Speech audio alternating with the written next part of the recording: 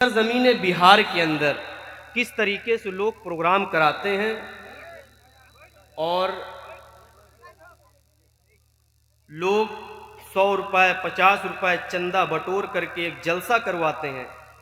गौर से सुनिए आप लोग। और ये कमेटी के लिए भी बड़ी अहम बात है और आलिमों के लिए भी बड़ी अहम बात है। हो सकता है यूट्यूब के ज़रिए मेरी बात जाए भी, ये भी हो सकता है कि यहाँ के जिम्मेदारों को भी मेरी बात बुरी लग सकती है, लेकिन सुनना पड़ेगा। पहली रहनुमाई तो आलिमों के लिए कि उनको ये सोचना चाहिए कि बिहार की सरजमीन पे जो जलसे किए जाते हैं, मेरे इल्म के मुताबिक जितने जलसे साल भर में बिहार की सरजमीन पर होते हैं, इंडिया के अंदर इतने जलसे कहीं नहीं होते। अगर बिहार वाले चाहें तो किसी आलिम को सरबुलंदी तक पहुंचा भी सकते हैं और बिहार वाले चाहें तो किसी आलिम को पस्ती पे भी ला सकते हैं। अल्लाह जरिया बना सकता है।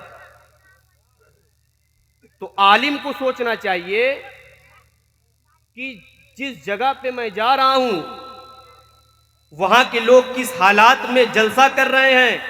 मस्जिद और मदरसे के नाम पर वो चंदा बटोर रहे हैं, लिहाजा इतने पैसे ना लिए जाएं कि मालूम चलता है कि 3-4 लाख का जो बजट है हमारा, चंदे में 2.5-3 लाख रुपया आया, यहां हम 1,50,000 रुपए नुकसान में आ गए। एक मौलाना 80,000, 1 लाख, 1.5 लाख, 70,000 ले जा रहा है। उनको गौर करना चाहिए कि इस तरीके से आप गौर करिए, एक जिस्म बेचने वाली वहशिया आपके पास रात में आएगी, आपको खुश करेगी, काम पूरा हो जाने के बाद आपसे पैसे लेगी। उसी तरीके से आज आलिमों का हाल हो गया है। एक आलिम 12 बजे 1 बजे आकर के तकरीर करता है, 2.5-3 घंटे बोलने के बाद, अपनी फीस लेने के बाद एक नाचने वाली वहशिया औरत के अंदर और एक आलिम के अंदर आज के दौर में कोई फर्क नहीं रह गया। हो सकता है मेरी बात बुरी लगे, गौर करना चाहिए, डिमांड नहीं करनी चाहिए मैं इतना लूंगा तब आऊंगा। और ये आवाम को भी सोचना चाहिए, जलसे की कमेटियों को हैं जो जिम्मेदारान हैं उनको भी सोचना चाहिए। बहुत सारे हमारे साथ ऐसे जलसे भी हुए हैं कि जहां मैं जाता हूं किराए के पैसे तो दे दिए जाते हैं पहले, लेकिन वहां जाने के बाद पता चलता है हाथ में इतने पैसे दिए जाते हैं। ये कड़वा सच है जो आज मैं बोलने पे मजबूर हो रहा हूं, क्योंकि बिहार के हालात किसी से छुपे हुए नहीं है जिसको छुपाया जा सके या बताया जा सके। सबको मालूम है कि बिहार के क्या हालात हैं। तो जिम्मेदारान को भी सोचना चाहिए, काम ऐसा किया जाए कि आलिम भी खुश रहे और आलिम को भी ऐसा काम किया जाए कि जिससे जिम्मेदारों पे और जलसे पे कोई बहुत बड़ा असर ना पड़े। मेरे भाइयों, मैं ज्यादा लंबी तमहीन ना बांधते हुए मैं सीधा मौजू पर आता हूं। सीरतुन नबी मुझे उन्वान दिया गया है। अल्लाह के नबी सल्लल्लाहु अलैहि वसल्लम इस दुनिया के अंदर आए। अल्लाह सुब्हानहू व तआला ने दुनिया के अंदर बहुत सारे नबियों को भेजा। आदम अलैहिस्सलातु वस्सलाम आए, नूह अलैहिस्सलातु वस्सलाम आए, जकरिया अलैहिस्सलातु वस्सलाम आए। हर दौर में अल्लाह सुब्हानहू व तआला ने एक नबियों का और रसूलों का सिलसिला जारी किया और उन रसूलों को साथ में यह भी कहा, आए नूह, आए ईसा, आए मूसा, तुम दुनिया के अंदर तो जा रहे हो, लेकिन याद रखो आखिरी नबी जनाब मोहम्मद रसूलुल्लाह सल्लल्लाहु अलैहि वसल्लम दुनिया के अंदर आएंगे तो उनके आने के बाद तुम्हारी शरीयत मंसूख कर दी जाएगी, तुम्हारी बातों को नहीं माना जाएगा, नहीं माना जाएगा। अल्लाह के नबी सल्लल्लाहु अलैहि वसल्लम से पहले कौन नबी आए, कौन बताएगा? अल्लाह के नबी सल्लल्लाहु अलैहि वसल्लम से पहले कौन से नबी आए थे, कौन बताएगा? ईसा अलैहिस्सलातु वस्सलाम। हजरत ईसा अलैहिस्सलातु वस्सलाम ने नबी अकरम सल्लल्लाहु अलैहि वसल्लम के आने की बशारत दी। बाइबल के अंदर लिखा हुआ है, I will pray the Father, he shall give you another comforter. मैं अपने फादर से प्रार्थना करूंगा, जीसस ने कहा, ईसा अलैहिस्सलाम ने, I will pray the Father, मैं अपने फादर से प्रार्थना करूंगा, मैं अपने फादर से मांगूंगा, दुआ करूंगा। He shall give you another comforter, वो तुम्हें कोई दूसरा रहनुमा दे, वो तुम्हें कोई दूसरा नबी दे। After that I will not talk much with you, लिहाजा अब मैं इसके बाद तुमसे ज्यादा बात नहीं करूंगा, मैं इसके बाद तुमसे ज्यादा कलाम नहीं करूंगा। The prince of this world will be come, इसलिए इस दुनिया का सरताज, इस दुनिया का राजकुमार, इस दुनिया का नबी आने वाला है। His name will be Ahmad, उसका नाम अहमद होगा। बाइबल में लिखा हुआ है। ईसा अलैहिस्सलाम ने नबी के आने की बशारत दी। जितने भी नबी आए, मूसा अलैहिस्सलाम ने आखिरी नबी के आने की बशारत दी। इब्राहिम अलैहिस्सलाम ने आखिरी नबी के आने की बशारत दी। यहां तक के हमारे हिंदू धर्म के अंदर भी अंतिम महर्षि कलयुग में पैदा होंगे। 4 युग होते हैं, उन युग में से एक युग होता है कलयुग। हमारे हिंदू भाई आज भी इंतजार कर रहे हैं कि कलयुग, जब कलयुग का मतलब होता है जब चारों तरफ अंधेरा ही अंधेरा होगा, लोग चारों तरफ जराइम में, क्राइम में फंसे होंगे, हर तरफ गुनाह ही गुनाह लोग कर रहे होंगे, एक भी बंदा अल्लाह की इबादत करने वाला ना होगा, ईश्वर का नाम लेने वाला ना होगा। उस दौर में अंतिम महर्षि दुनिया के अंदर प्रकट होंगे। हिंदू भाई हमारा इंतजार कर रहे हैं कि अंतिम महर्षि आएगा, कल्कि अवतार आएगा, कलयुग में कल्कि का जन्म होगा। कल्कि जब जन्म लेगा, भविष्य पुराण के अंदर लिखा हुआ है, श्लोक नंबर 3, कल्कि जब दुनिया के अंदर जन्म लेगा, उसके जन्म लेने के बाद बरकतों के द्वार खुल जाएंगे। उसके जन्म लेने के बाद बरकतों के द्वार खुल जाएंगे, और जो परेशानियां, जो भी बुराइयां वहां पर फैली होगी, उन तमाम बुराइयों को वो कल्कि खत्म कर देगा। मेरे हिंदू भाइयों, जिस कल्कि का आप इंतजार कर रहे हो, जिस अंतिम महर्षि का आप इंतजार कर रहे हो, वो आज से 1400 साल पहले दुनिया के अंदर आ चुके हैं। आप कलयुग का इंतजार कर रहे हो कि कलयुग अभी नहीं आया। अरब की तारीख को उठाइए, आज से 1400 साल पहले चलिए, क्या माहौल था अरब की सरजमीन का। उनके घर में कोई बच्ची पैदा हुआ करती थी तो वो अपनी बच्चियों को जिंदा जमीन में दफन कर दिया करते थे। उनके यहां दुश्मनी इतनी लंबी लंबी चला करती थी कि एक दुश्मन अगर सामने से मिल जाए तो उसकी गर्दन को काट करके, उसके भेजे को निकाल करके उसमें शराब भर के वो पिया करते थे और फक्र की बात महसूस किया करते थे। एक बाप के इंतकाल हो जाने के बाद, जब बाप दुनिया से चला जाता था तो बेटा अपनी मां से शादी कर लिया करता था। शादी के अजीब व गरीब मामलात थे। मेरे भाइयों, उस कलयुग के अंदर अल्लाह के नबी सल्लल्लाहु अलैहि वसल्लम पैदा हुए। एक सहाबी अल्लाह के रसूल के पास आए।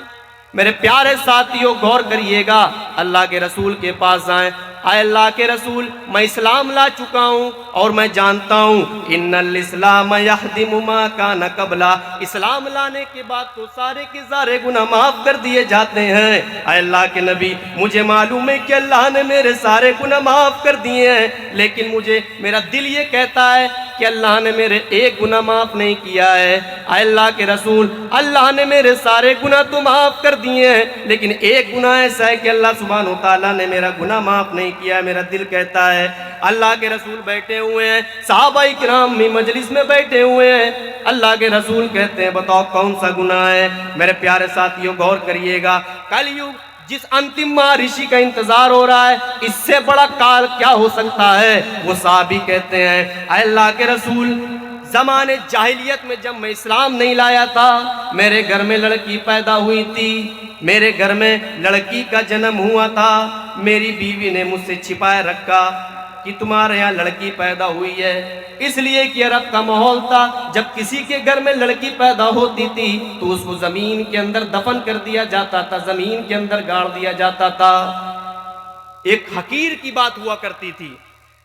अल्लाह के रसूल, मेरे घर में लड़की पैदा हुई, मेरी बीवी ने मुझसे छिपाए रखा, अगर मैंने बता दिया तो मेरा शोहर मेरी बेटी को जमीन के अंदर दफन कर देगा। लिहाजा अल्लाह के रसूल, मेरी बीवी ने मेरी बच्ची की तरबियत लड़के की तरह करने लगी, लेकिन बाप तो बाप हूँ। 2 साल के बाद राज खुल गया और मुझे मालूम हो गया कि हमारे यहाँ कोई लड़का नहीं बल्कि लड़की पैदा हुई है। मैंने अपनी बीवी से कहा, उसको 2 चाटे मारे और उसको डांटा, और डांटने के बाद मैंने उससे कहा, आए मेरी बीवी, बहुत हो गया, अगर मोहल्ले वालों को पता चल गया, मुआशरे में समाज के लोगों को मालूम चल गया कि फला के यहाँ लड़की पैदा हुई है, तो मोहल्ले वालों को हम क्या मुंह दिखाएंगे, मोहल्ले वालों के सामने हम कैसे जाएंगे।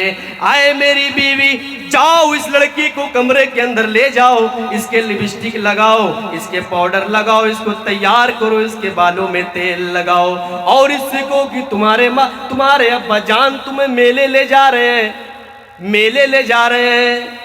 माँ समझ गई कि मामला क्या है, मेरी लड़की को मेरा शोहर कहाँ ले जा रहा है। लड़की अपनी बेटी को ले गई और ले जाने के बाद बाल में तेल लगाया, आहा, बाल में तेल लगाया। मेरे प्यारे साथियों, चेहरे को सवारा, नए नए कपड़े पहनाए, आंखों में आंसू हैं। बेटी ने अपनी माँ की आंखों में आंसू देखा, हाथों से पूछा, अम्मी जान क्यों रो रही हो। माँ कहने लगी, नहीं नहीं बेटा, मैं रो नहीं रही हूँ। अब अम्मी जान आप क्यों रो रही हैं, मैंने अपने नर्म नर्म हाथों से आपके आंसू पोंछे हैं। अम्मी जान बताइए मामला क्या है। माँ ने जवाब दिया, आए मेरी बेटी, तुम्हारे बाप तुम्हें मेले घुमाने ले जा रहे हैं और मैं इसलिए रो रही हूं क्योंकि तुम इतनी खूबसूरत लग रही हो, आज से पहले इतनी ज्यादा खूबसूरत नहीं लगी हो। मां ने बेटी को तैयार किया, बाप के हाथ में बेटी की उंगली को पकड़ाया और मोहब्बत भरी निगाहों से बेटी को देख रही है, आंखों में आंसू है। बाप ने अपनी बेटी की उंगली को पकड़ा, दरवाजे की तरफ ले गया और मां अपनी रहमत भरी निगाहों से, मोहब्बत भरी निगाहों से, आंखों में आंसू भरे हुए उस बेटी को देखती जा रही और रोती जा रही है। बाप अपनी बेटी को जंगल की तरफ ले गया और जंगल में ले जाने के बाद बेटी से कहा, बेटी गड्ढा खोदो, गड्ढा खोदने के बाद हम लोग मेले चलेंगे, तुम्हें झूला झूलाएंगे, तुम्हें बैलून दिलाएंगे, गुब्बारा खरीदवाएंगे, तुम्हें तरह तरह के खिलौने दिलवाएंगे। बेटी ने बाप का कहना माना, गड्ढा खोदने लगी। आहा, गड्ढा खोदने लगी। जब बाप और बेटी दोनों गड्ढा खोद रहे हैं, मेरे भाइयों, मिट्टी बाप के सर पे लगती है। बेटी ने मिट्टी को बाप के सर पे लगे हुए देखा, अपने नाजुक हाथों से बाप की मिट्टी साफ करने लगी। लौंडा निकारा और बदमाश निकल सकता है, लेकिन बेटी मरते दम तक माँ बाप का साथ नहीं छोड़ती है।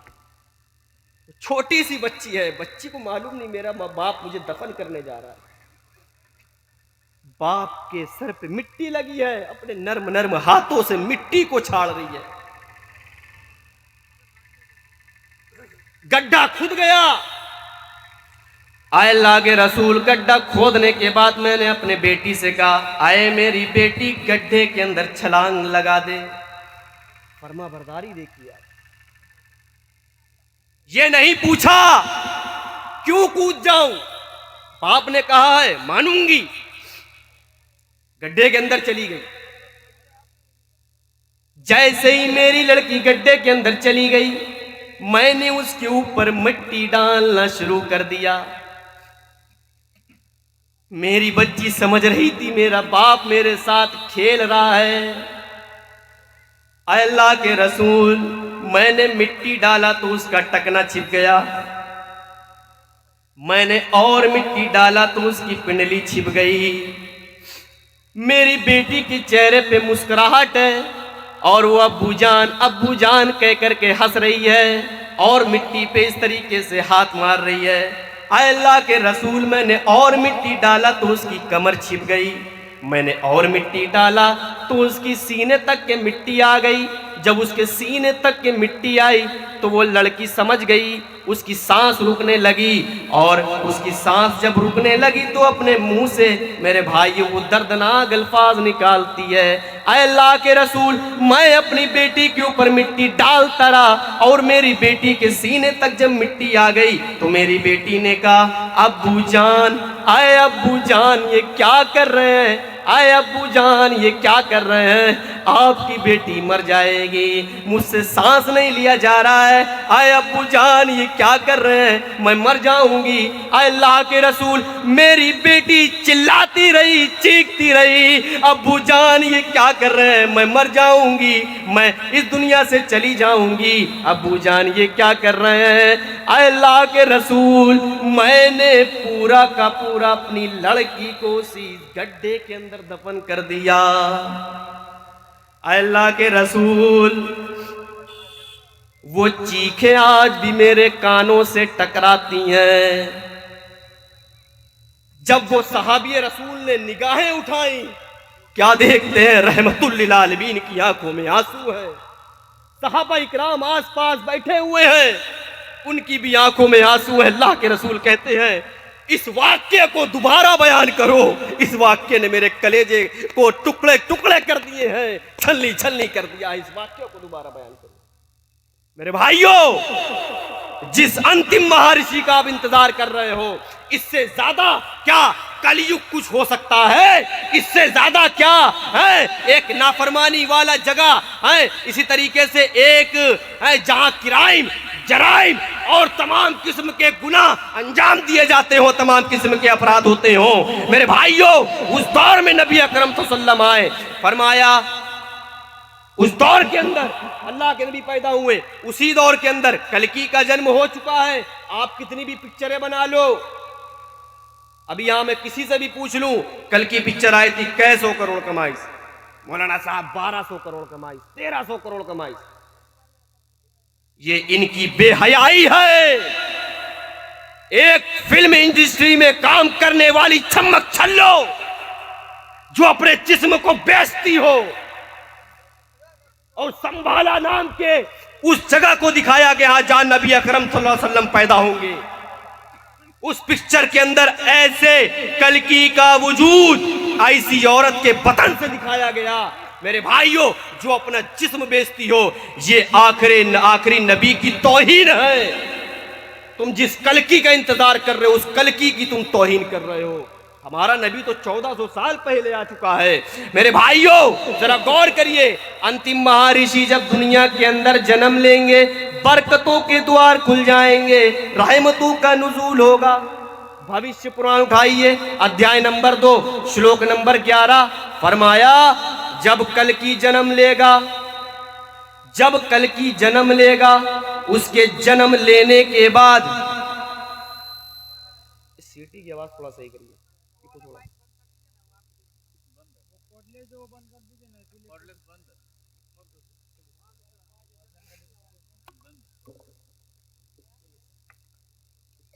भविष्य पुराण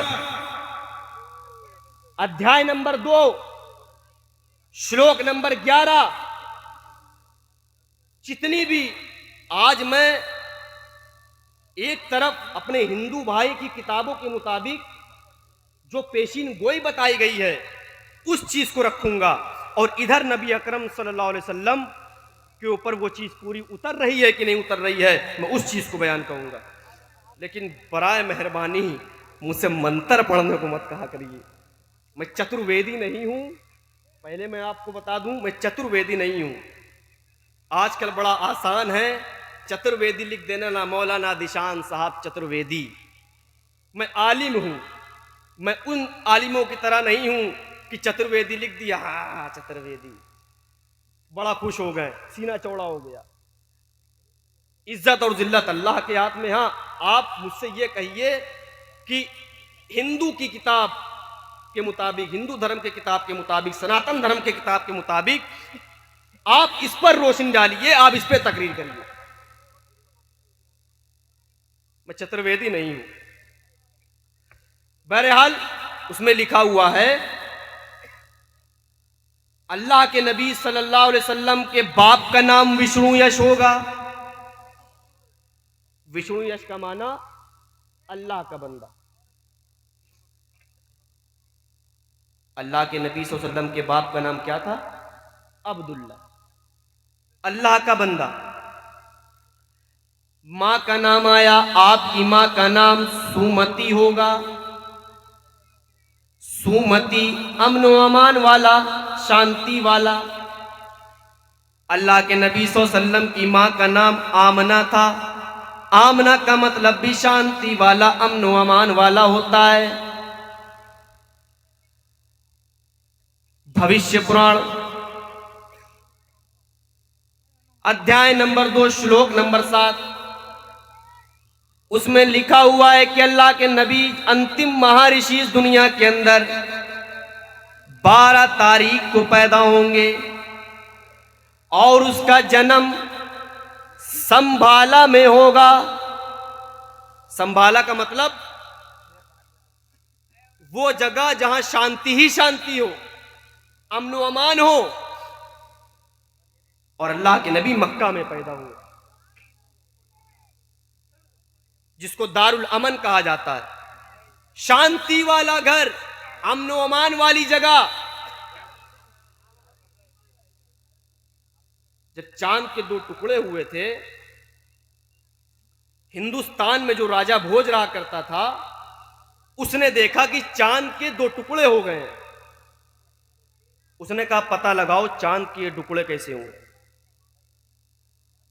लोगों ने पता लगाया कि राजा साहब, रेगिस्तान में पैदा होने वाला अपने आप को मोहम्मद कहता है, उसने अपनी उंगलियों के इशारों से चांद के 2 टुकड़े कर दिए। अच्छा, उसने 10,000 का लश्कर लिया और 10,000 का लश्कर लेकर के वो मक्का की तरफ रवाना हुआ और जाकर के अल्लाह के नबी सल्लल्लाहु अलैहि वसल्लम से मुलाकात कर। और जैसे ही वो जंग के इरादे से गया था 10,000 का लश्कर लेकर के, लेकिन जब अल्लाह के नबी सल्लल्लाहु अलैहि वसल्लम के सामने पहुंचा, आपका रोब देख करके, आपके चेहरा देख करके उसके इरादे बदल गए। जब सामने अल्लाह के नबी को देखता है, सबसे पहले आपसे जो सवाल करता है, मेरे भाइयों उस पर गौर करिए। उसने पूछा क्या चांद के 2 टुकड़े आपने किए हैं? जी हां, मैंने किया। हमारे चंद सवालात हैं जो हमारी किताब भविष्य पुराण के अंदर लिखा हुआ है, क्या आप उसका जवाब देंगे जो अंतिम महर्षि आखिरी नबी के सिलसिले में बयान किया गया है? कहां बताइए। कहा कि हमारी किताब में लिखा हुआ है जब अंतिम महर्षि इस दुनिया के अंदर आएगा, जब वो अपनी मां के पेट में होंगे तो बाप का इंतकाल हो जाएगा। जब आप मां के पेट से निकलेंगे, 6 साल के होंगे तो मां भी इस दुनिया से आपको छोड़कर चली जाएंगी। आए चांद के दो टुकड़े करने वाले, क्या आपके पैदा होने से पहले आपके बाप का इंतकाल हो गया? आपका बाप इस दुनिया से आपको छोड़कर चला गया? कहा जब आप 6 साल के थे, क्या आपकी माँ आपको दुनिया में छोड़कर चली गई? फरमाया हाँ। जब उसने अपने जवाब पा लिए तो जानते क्या कहा? फरमाया नमस्ते गिरजानाथ, मरुस्थल निवास ने, बहुमाया पर्वत ने, आए गिरजानाथ, आए सरदाज, आए मरुस्थल निवास यानी रेगिस्तान में रहने वाला, नमस्ते गिरजानाथ, आए मोहम्मद सल्लल्लाहु अलैहि वसल्लम, मैं आपको नम करता हूँ, मैं अपने सर को आपके सामने झुकाता हूँ। अल्लाह के नबी ने मना कर दिया, नहीं नहीं, सर सिर्फ अल्लाह के सामने झुकाया जाता है, तुम्हें मेरे सामने झुकाने की जरूरत नहीं है। फरमाया नमस्ते गिरजानाथ, आए गिरजानाथ, मैं आपके सामने नम करता हूँ। मरुस्थल निवास ने, आप तो रेगिस्तान में पैदा हुए हैं, बहुमाया पर्वत ने आप तो बड़े बड़े मौजज़े दिखाते हैं। मेरे भाइयों जरा गौर करिए, नबी अकरम सल्लल्लाहु अलैहि वसल्लम अपनी माँ के पेट में थे, अभी अपनी माँ के पेट में 6 महीने के हैं, आपका बाप इस दुनिया से आपको छोड़कर चला गया। जब आप माँ के पेट से बाहर आए, आपकी उम्र 4 साल की हुई। फरमाया आए मेरे बेटे मोहम्मद, चलो तुम्हें तुम्हारी नानी और नाना के यहाँ ले चलते हैं, तुम्हें तुम्हारे मामू के यहाँ घुमाने ले चलते हैं। अल्लाह के नबी अपनी माँ के साथ अपने नाना के यहाँ गए, अपने मामू के यहाँ गए, चंद रोज रुके, वापस हुए, कहा चलो अब चलो मक्का चलते हैं। अपने बेटे को लेकर के वापस घर पहुंच रही थी, रास्ते में एक मकाम अबुआ पड़ता है। कहा बेटा ये मकाम अबुआ है, यहाँ तुम्हारे बाप की कब्र है, आओ तुम्हें तुम्हारे बाप की कब्र दिखाती हूँ। अल्लाह के नबी सल्लल्लाहु अलैहि वसल्लम मोहम्मद इब्न अब्दुल्ला का हाथ पकड़ा, बाप की कब्र के पास ले गई, कहा बेटा ये तुम्हारे बाप की कब्र है। नबी अकरम ने सबसे पहले जो आंसू अपनी आंखों से बहाए थे मेरे भाइयों, वो पहली दफा था कि नबी अकरम सल्लल्लाहु अलैहि वसल्लम ने अपनी पहली बार अपने बाप की कब्र को देखा। कहा बेटा ये तुम्हारे बाप की कब्र है। अल्लाह के नबी ने अपने बाप की कब्र को देखा, आंखों में आंसू आ गए, बैठ गए, कहने लगे आए अब्बा जान, इतनी जल्दी हमें छोड़कर क्यों चले गए? रोते जा रहे हैं, कहते जा रहे हैं आए अब्बा जान, इतनी जल्दी हमें छोड़कर जाने की क्या जरूरत थी? हजरत आमना ने संभाला, बेटा चुप हो जाओ, खड़ा किया, कहा चलो वापस चलो, बहुत देर हो गई है। हजरत आमना अपने बेटे को वापस लेकर बस 2 ही कदम चली थी, उनको अपने शोहर की मोहब्बत याद आ गई, अब्दुल्ला की यादें याद आ गईं।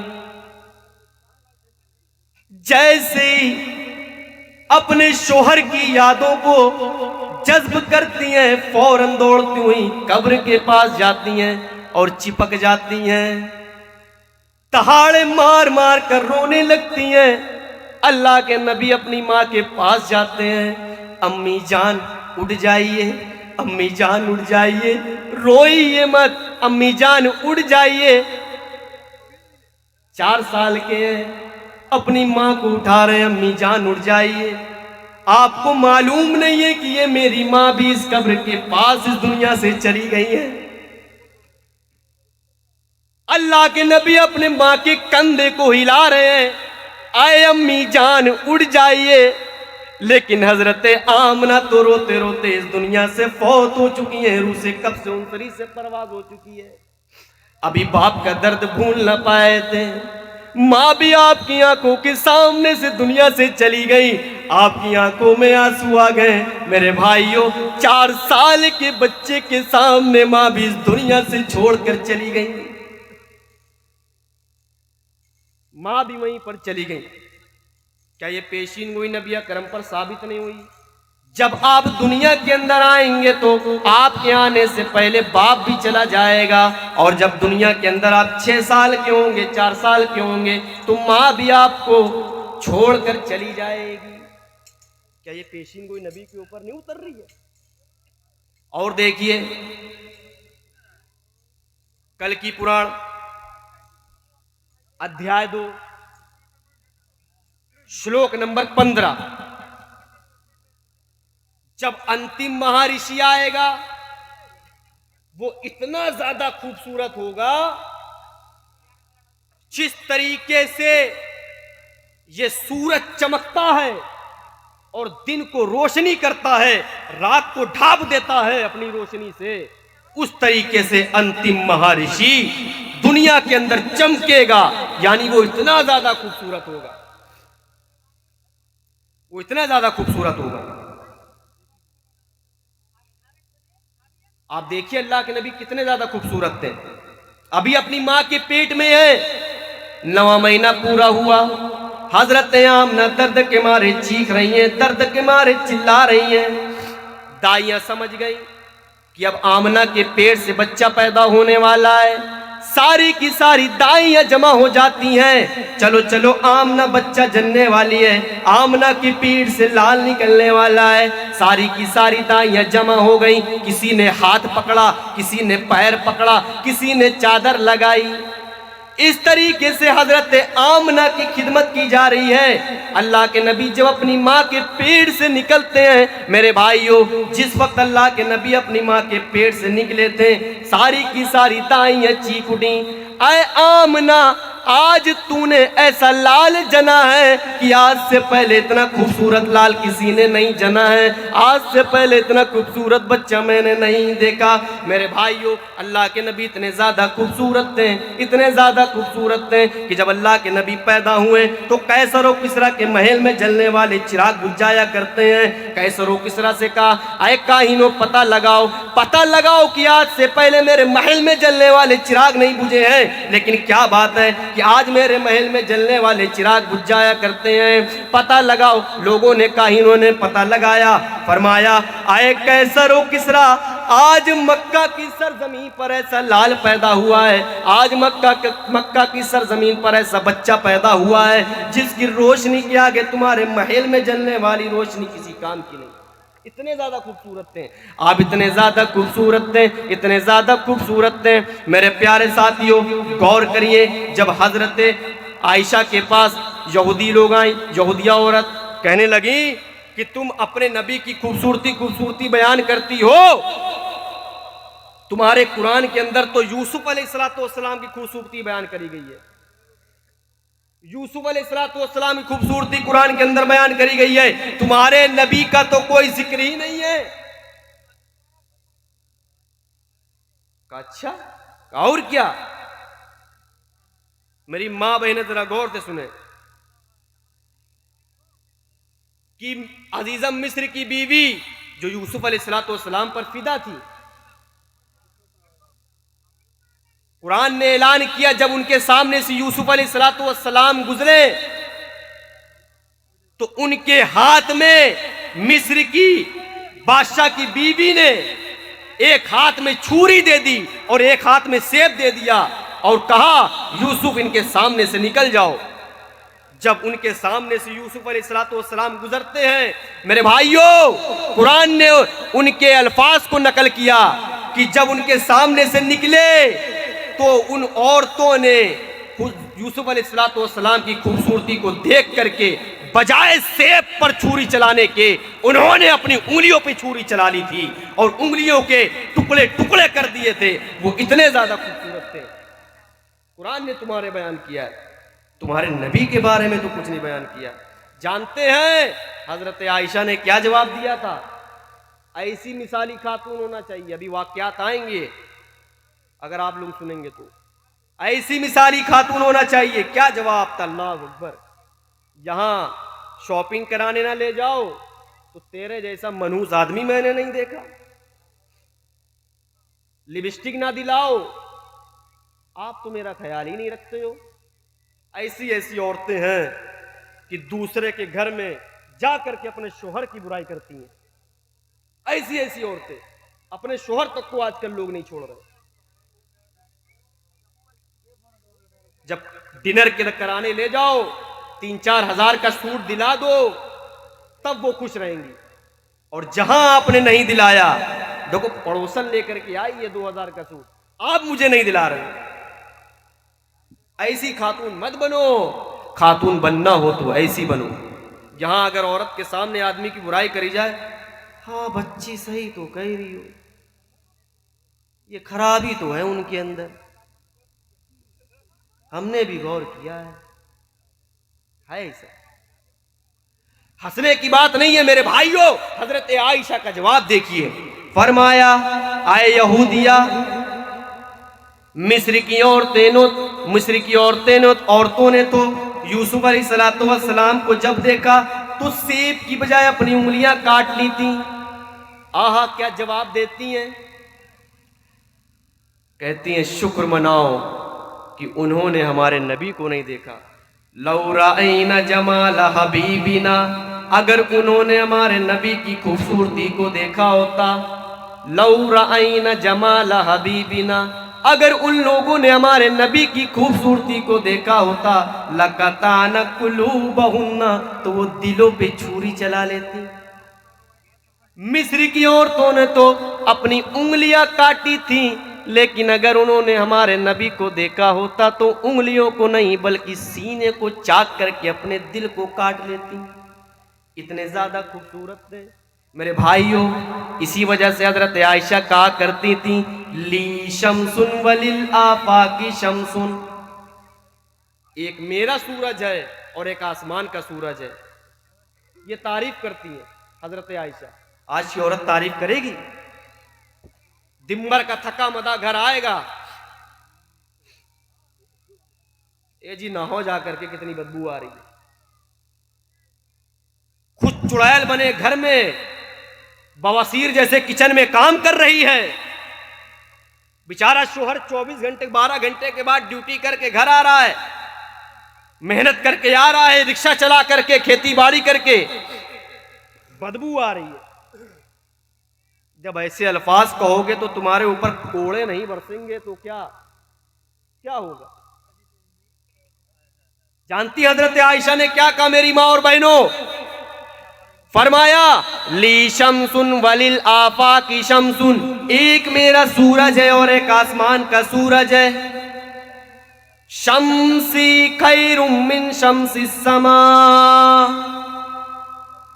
मेरा सूरज आसमान का सूरज से बेहतर है, मेरा सूरज आसमान के सूरज से बेहतर है। इन्न शम्सा ततलिउ बादल फज्र, आसमान का सूरज फज्र के बाद तुलू होता है। व शम्सी तालिउन बादल निशा, आए मिस्र की औरतों, ओ लोगो, आसमान का सूरज तो फज्र के बाद तुलू होता है, लेकिन मेरा सूरज फज्र के बाद, ईशा के बाद मेरे बिस्तर पर तुलू होता है। ये हजरत आयशा तारीफ कर रही हैं कि एक आसमान का भी सूरज है, एक मेरा भी सूरज है। आसमान का सूरज तो फज्र के बाद तुलू होता है, लेकिन मेरा सूरज बिस्तर में ईशा के बाद तुलू होता है।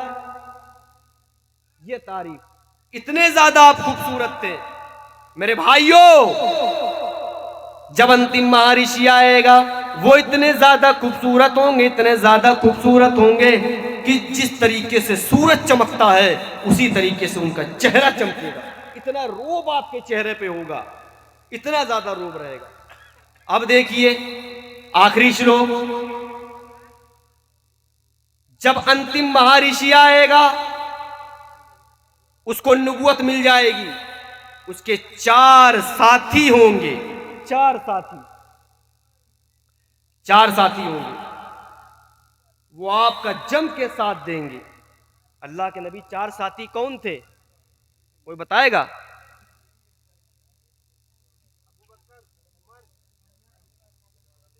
अबू बकर, उमर, उस्मान और अली, ये 4 साथी। बहुत सारी पेशीन गोइयां अल्लाह के नबी सल्लल्लाहु अलैहि वसल्लम की बयान करी गई है। लेकिन आप गौर करिए, जितनी भी चीजें हैं पूरी की पूरी अल्लाह के नबी सल्लल्लाहु अलैहि वसल्लम पर साबित हो रही है। 4 दोस्त होंगे और उनके अलावा जितने भी दोस्त होंगे, जितने भी लोग होंगे, वो सब आपके एक इशारे पर जान देने पर होंगे, आपका जम के साथ देंगे, आपके साथ जम के लड़ेंगे। वो ऐसे सच्चे और ईमानदार साथी होंगे। अल्लाह के नबी सल्लल्लाहु अलैहि वसल्लम के कैसे साथी थे? दुनिया के अंदर जब से दुनिया बनी है, चाहे जिस भी धर्म का मानने वाला हो, उनके बड़े से बड़े ऋषि को आप उठाइए, चाहे वो नबी ही क्यों ना हो, जिस कौम में भी भेजे गए, किसी कौम के नबी के मानने वाले, किसी भी बड़े से बड़े लोगों के मानने वाले, ऐसे ईमानदार और ऐसे बावकार और इतने बाशर्फ इंसान जो नबी अकरम सल्लल्लाहु अलैहि वसल्लम के साथी थे, उतने वफादार किसी के साथी नहीं थे। देखिए आप, अब यहां से मामला शुरू होते हैं, यहां से कि किस तरीके से अल्लाह के नबी सल्लल्लाहु अलैहि वसल्लम के साथी आपके लिए एक इशारे में जान देने को तैयार रहा करते थे। हजरत अब्दुल्ला इब्न जहश, सुना होगा आप लोगों ने ये वाक्य, ना सुना हो तो अपने कलेजे को मजबूत कर लीजिए और गौर करिए क्या ईमान का जज्बा रहा करता था, क्या ताकत रहा करती थी उनके अंदर ईमान की। हजरत अब्दुल्ला इब्न जहश और हजरत साद, कल जंगे ओहद होनी है। हजरत साद अल्लाह से दुआ करते हैं, इलाहा लमीन, कल जंगे ओहद होनी है, कल मेरा सामना ऐसे काफिर से करवाना, ऐसे जफाकश और बहादुर इंसान से करवाना जो तलवार चलाने में एक्सपीरियंस रखता हो, जो लड़ने में बहादुर हो, जिसको लड़ाई का तरीका मालूम हो। देख रहे, दुआ देखिए आप लोग, हम लोग हो हल्का फुल्का आ जाए, एक बार में सल्टा दे, हल्का फुल्का। यहां क्या दुआ कर रहे हैं? आय अल्लाह इलाहा अमीन, मेरे मुकाबले में कल ऐसा बहादुर भेजना जिसे तलवार चलाना आता हो, जो तलवार चलाने में माहिर हो। मैं भी उससे लड़ूं, वो भी मुझसे लड़े, मैं उसके ऊपर तलवार चलाऊं, वो मेरे ऊपर तलवार चलाए, वो भी मुझसे लड़ते लड़ते पसीना पसीना हो जाए, मैं भी उससे लड़ते लड़ते पसीना पसीना हो जाऊं। इलाहा अमीन, ये जंग इतनी देर तक चले कि सुबह से शाम हो जाए, और जब जंग खत्म होने को हो तो मेरी तलवार उसकी गर्दन पर चल जाए। ये अल्फाज सुनकर अब्दुल्ला इब्न जहश ने कहा, आमीन, ऐसा जो तुम दुआ कर रहे हो अल्लाह ताला उसे कबूल करे। फिर हजरत अब्दुल्ला इब्न जहश ने दुआ करी, इलाहा अमीन, कल मेरे भी मुकाबले में ऐसा नौजवान भेजना जो जफाकश हो, बहादुर हो, तलवार चलाने में माहिर हो, मैं उससे लड़ता रहूं, पसीना पसीना हो जाऊं, सुबह से शाम हो जाए, लेकिन जब जंग खत्म होने वाली हो, इलाहा अमीन, उसकी तलवार मेरी गर्दन पर चल जाए, मेरी गर्दन मेरे तन से जुदा हो जाए, इलाहा अमीन, फिर वो मेरे सीने पे बैठ जाए, अपनी तलवार से मेरा पेट फाड़ दे, मेरे कान को अलग कर दे, मेरी नाक को काट दे। इलाहा अमीन, जब मैं कल कयामत के दिन तेरे सामने आऊंगा और तू कहेगा, अरे अब्दुल्ला तेरी नाक कहाँ चली गई, तेरा कान कहाँ चला गया, तेरे जिस्म से तेरी गर्दन कहाँ चली गई, तेरा पेट का फटा क्यों है? इलाहा अमीन, कल मैं तेरी बारगाह में कहूंगा, अरे रब्बुल आलमीन, तेरी तेरी तेरी तेरी रास्ते में मैंने अपने कान भी कटवा दिए, अपनी नाक भी कटवा दी, अपना पेट भी फड़वा दिया, मैं तेरे रास्ते में शहीद हो गया। हजरत साद कहते हैं, मैंने कहा आमीन, आए अब्दुल्ला जैसा तुम कह रहे हो अल्लाह कबूल करे। फिर कल जंग जंगे ओहद होती है, जंगे ओहद होती है, 70 साहबा शहीद कर दिए गए, 69 लाशें मिली, 69 लाशें हजरत साद रजी अल्लाह ताला अन्हु ने देखा 69 लाशें हैं, जिंदों में देखा अब्दुल्ला नहीं दिख रहे हैं, लाशों में देखा, शहीदों में देखा अब्दुल्ला नहीं दिख रहे हैं। हजरत साद कहते हैं मैं झाड़ियों के अंदर ढूंढने चला गया, हजरत अब्दुल्ला नहीं मिले, मैं पहाड़ी की चोटियों पर गया, हजरत अब्दुल्ला नहीं मिले, मैं छोटी छोटी नहरों के किनारे ढूंढने लगा, लेकिन अब्दुल्ला नहीं मिले। थोड़ी देर के बाद मैं क्या देखता हूँ, एक लाश मिलती है जिसके जिस्म से उसका सर कटा हुआ है, नाक कटी हुई है, कान कटा हुआ है, पेट फटा हुआ है। अल्लाह के नबी सल्लल्लाहु अलैहि वसल्लम हजरत अब्दुल्ला को ढूंढ रहे हैं, अब्दुल्ला का पता लगाओ। हजरत साद देखते हैं कान भी कटा है, नाक भी कटा है, पेट भी फटा है। हजरत साद समझ गए ये अब्दुल्ला इब्ने जहश की बॉडी है, उनकी बॉडी को कंधे पे उठाया, शहीदों में जाकर शामिल कर दिया। 70 लाशें वहीं पर बिछी हुई है, और अल्लाह के नबी से कहते हैं अल्लाह के नबी ये अब्दुल्ला इब्ने जहश है। कहा तुम्हें कैसे मालूम? कहा अल्लाह के नबी मुझे इसलिए मालूम है, कल मैंने दुआ करी थी इला आलमीन ऐसा ऐसा मामला हो जाए।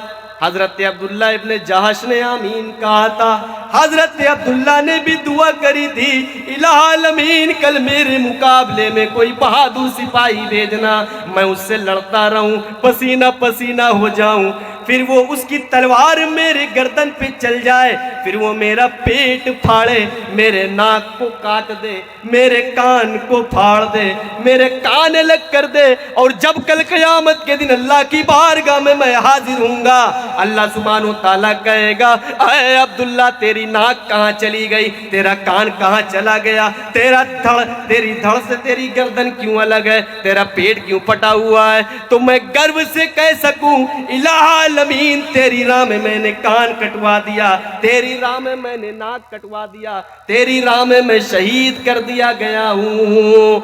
हजरत साद कहते हैं अल्लाह के नबी अल्लाह ने मेरी इस दुआ को कबूल कर लिया, मैंने जो दुआ मांगी थी वो दुआ कबूल कर ली गई, मेरी दुआ कबूल हो गई। हजरत अब्दुल्ला इब्ने जहश ने जो दुआ मांगी थी अल्लाह ने उसका एक हिस्सा दुनिया के अंदर कबूल कर लिया है, और एक हिस्सा कल क़यामत के दिन कबूल करेगा।